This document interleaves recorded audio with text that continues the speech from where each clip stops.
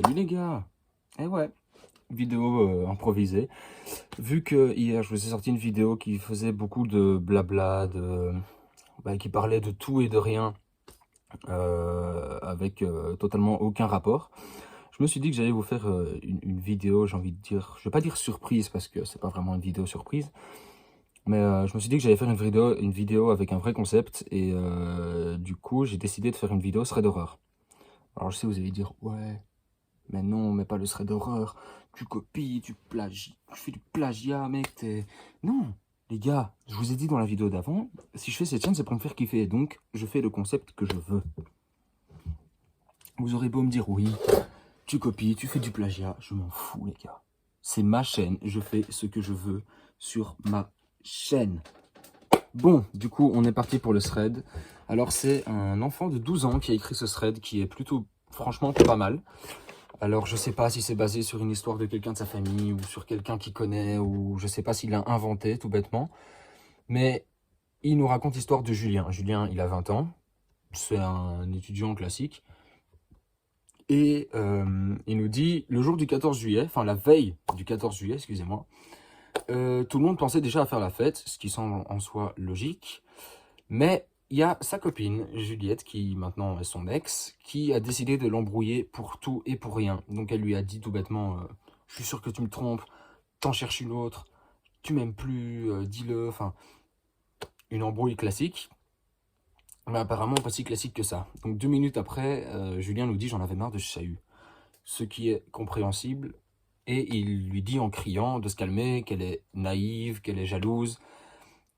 Et apparemment, ça n'a pas plu à Juliette, parce que Juliette l'a foutu dehors, en fait. Hein. Elle l'a mis dehors, elle l'a mis sur le palier de la porte, et lui a dit, bah vas-y, bah, barre-toi, tout bêtement. Donc, du coup, Julien, Julien, il a 20 ans, je vous l'ai déjà dit, c'est un étudiant, mais du coup, il se retrouve sans abri.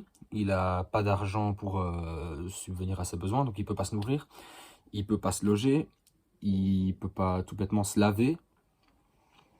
Donc, c'est vraiment compliqué dans la vie de Julien pour le moment. Et il va rester quelques mois comme ça, et il commence vraiment à songer au suicide. Et franchement, quand on arrive à songer au suicide dans une vie, c'est qu'on est vraiment, vraiment loin. Mais il reçoit un coup de fil inattendu de sa grand-mère qui l'a éduqué, parce que Julien, en fait, était orphelin, donc il n'a pas connu ses parents, et c'est sa grand-mère qui l'a éduqué. Du coup, il a vécu chez sa grand-mère toute son enfance.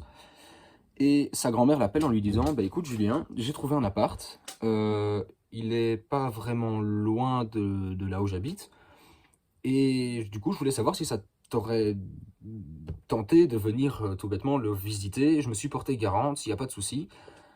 Et Julien lui dit, bah écoute mamie, c'est bien gentil, mais t'habites à 1 heure de là où je suis, j'ai pas de voiture, j'ai pas d'argent pour prendre le bus, j'ai rien du tout.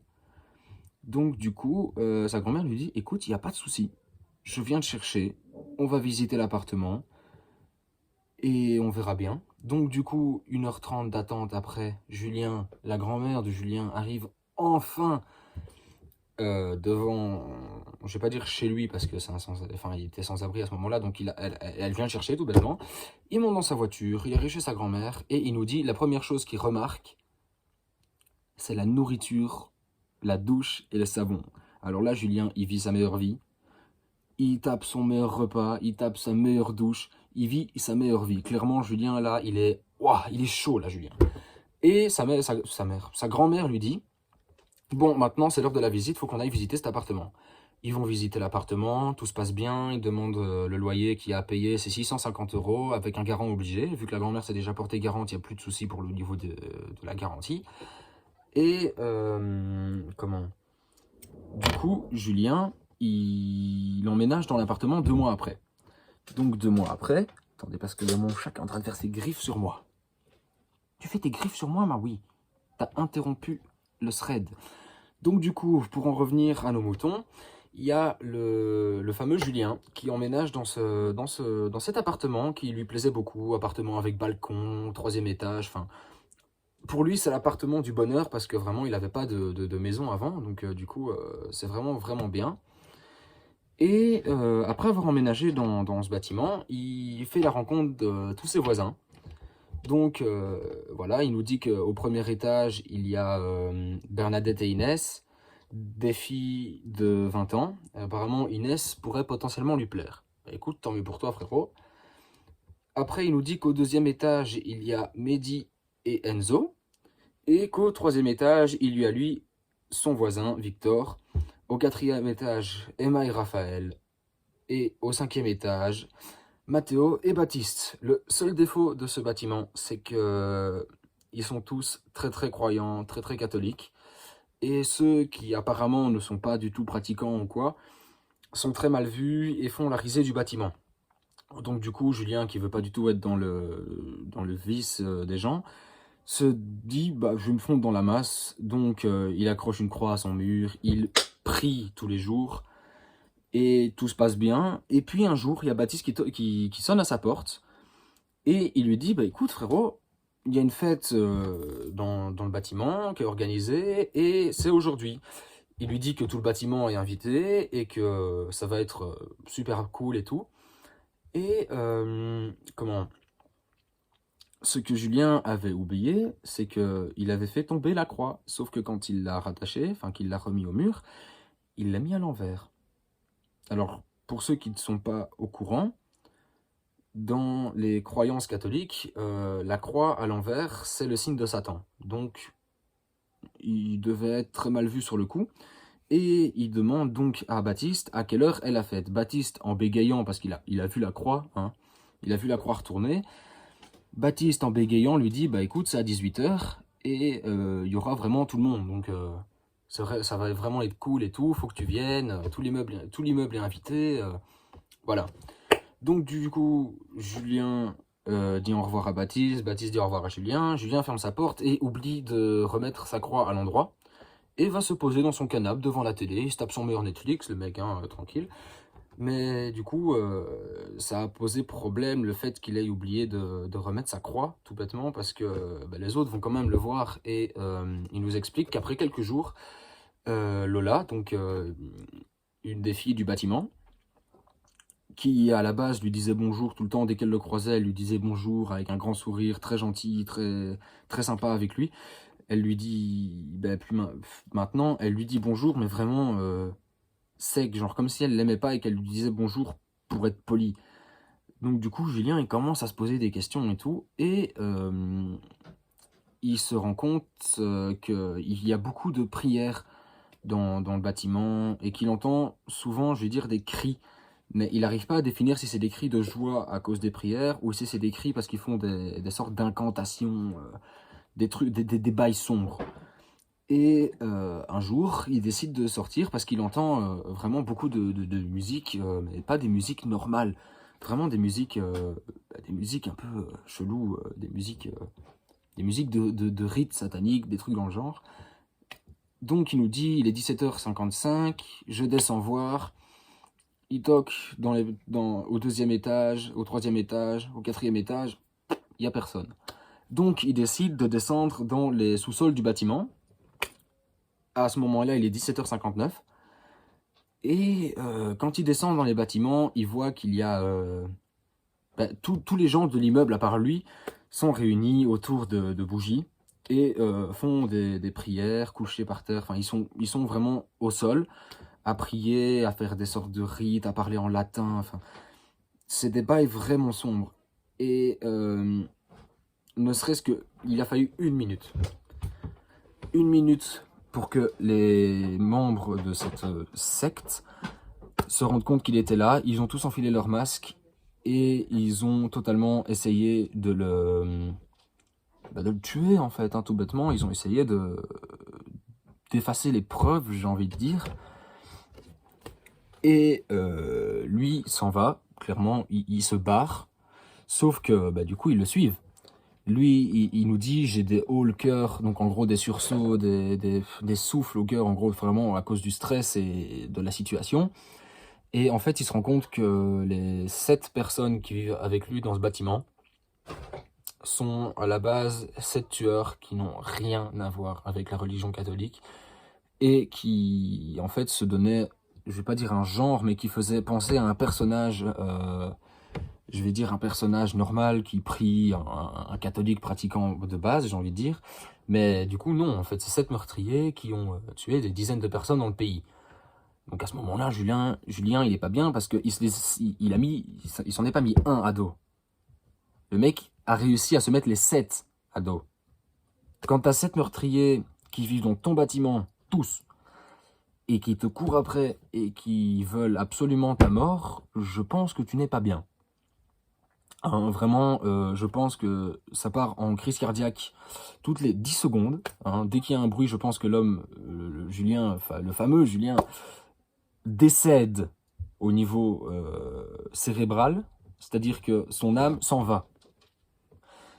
Mais du coup, après, Julien nous dit, les 7 tueurs arrêtez pas de déposer des restes, j'ai envie de dire, de cadavres d'animaux sous sa porte, devant sa porte, dans sa boîte aux lettres. Enfin, c'était vraiment invivable. Du coup, un jour, il décide d'aller en parler au propriétaire du bâtiment qui lui louait l'appartement. Et il s'avère que le propriétaire de ce bâtiment est comme, j'ai envie de dire, comme eux. Donc, il fait partie, entre guillemets, de la secte. Et il va tout bêtement essayer de le tuer, tout bêtement. Hein. Il va le tabasser vraiment pour dire de le tuer. C'est même pas pour dire de lui faire peur ou quoi, c'est vraiment pour le tuer.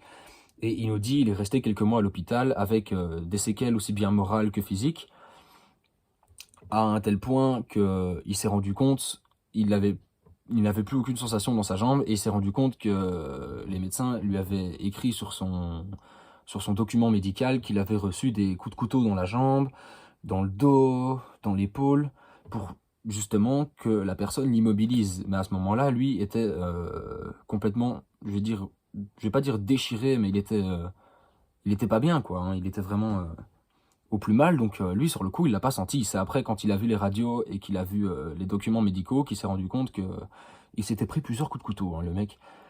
Du coup, il y a eu une enquête policière, et Julien nous dit qu'après l'enquête policière, il n'a plus jamais entendu parler de ces personnes, qu'il a directement déménagé, qu'il a emménagé et qu'il est parti vivre chez sa grand-mère pendant quelques mois, le temps de se remettre de ses blessures, de voir un psychologue peut-être pour justement essayer d'effacer ses mauvais souvenirs avec ces personnes-là, du coup.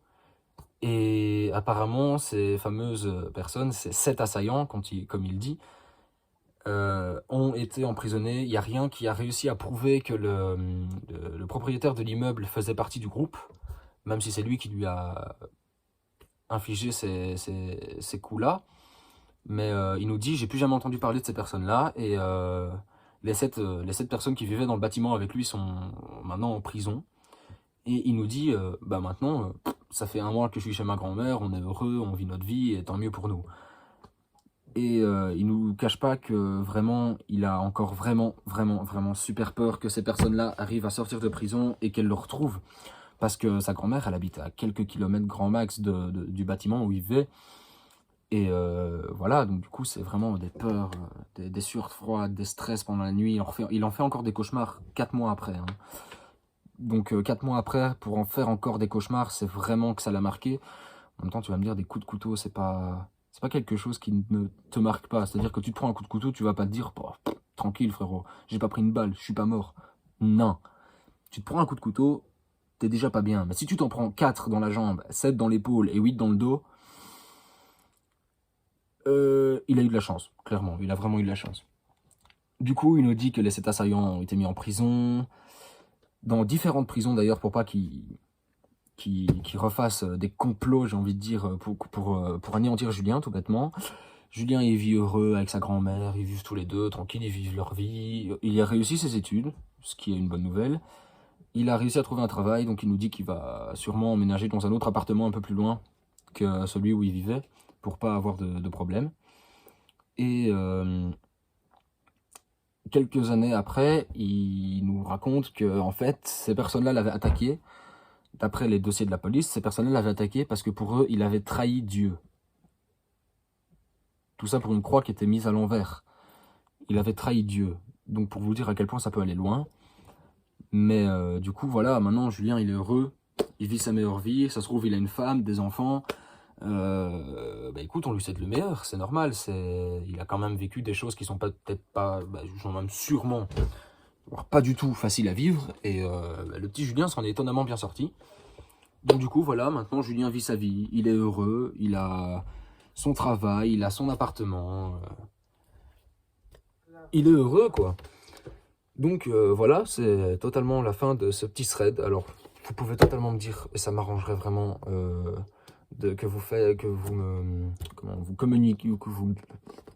Je bégaye, je suis bègue, c'est faux. Que vous me communiquiez tout bêtement les potentiels défauts qu'il y a eu dans la vidéo, ce que vous aimeriez que je change, des concepts que vous aimeriez que je fasse. Voilà, j'attends vos retours.